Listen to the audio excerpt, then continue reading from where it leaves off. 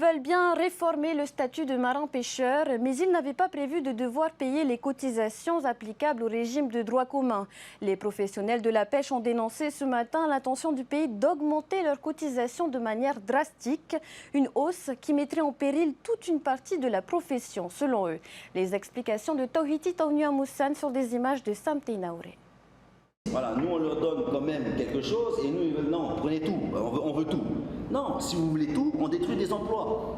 Cotiser plus, d'accord, mais pas au même niveau que tout le monde. Selon le porte-parole des armateurs de thoniers, c'est pourtant ce que le gouvernement leur impose, c'est-à-dire de payer des cotisations de près de 14% sur le salaire réel et non plus seulement sur le SMIG. Une nouveauté que si elle était appliquée, menacerait plus de 30% des emplois du secteur. Il y a des discussions qui sont faites pour augmenter notamment ces cotisations, donc chose que l'on a acceptée. Mais aujourd'hui, on nous impose en fait de passer ces cotisations sur le régime du droit commun. Chose que notre activité, de par sa spécificité, ne peut pas se le permettre en fait. Et on l'a démontré au travers de partage de nos comptes d'exploitation, mais on n'est visiblement pas écouté. Et si les pêcheurs hauturiers ne semblent pas être entendus, les pêcheurs côtiers, eux, le sont encore moins. 300 Potimarara et Poti Ohopu sont concernés par cette réforme qui les obligerait, selon son président, à avoir un matelot payé au salaire fixe d'au moins 90 000 francs. On a l'impression qu'ils font ça parce qu'ils sont pressés par le temps. Ils nous ont dit, on vous met dans ce statut, mais en fait, vous n'y êtes pas vraiment. Moi, j'ai toujours vécu de la pêche depuis mes 18 ans. On n'a aucun autre revenu. Et si on doit attendre 3 mois et en plus payer avec des prix exorbitants sur les pièces, jamais on va arriver à ça. Et pour nous, puis avant, on va arriver à la cinquantaine passée. Il y en a à 70 ans, ils sont toujours en train de pêcher.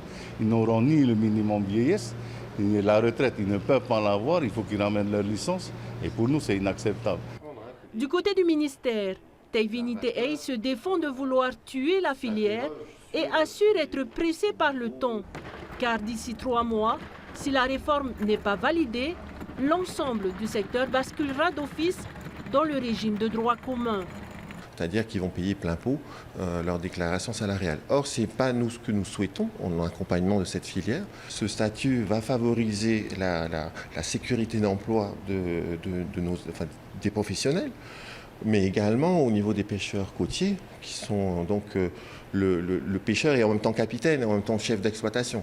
Donc en règle générale, il peut partir sur son bateau, mais s'il prend une personne, le pays propose maintenant au travers du ministère de la Fonction publique et du Travail des aides au soutien à l'emploi, donc Tiatouvi et Tiama, qui sont là justement pour favoriser nos secteurs prioritaires. Ralph Von Kam rencontre le ministre ce jeudi, mais se veut rassurant.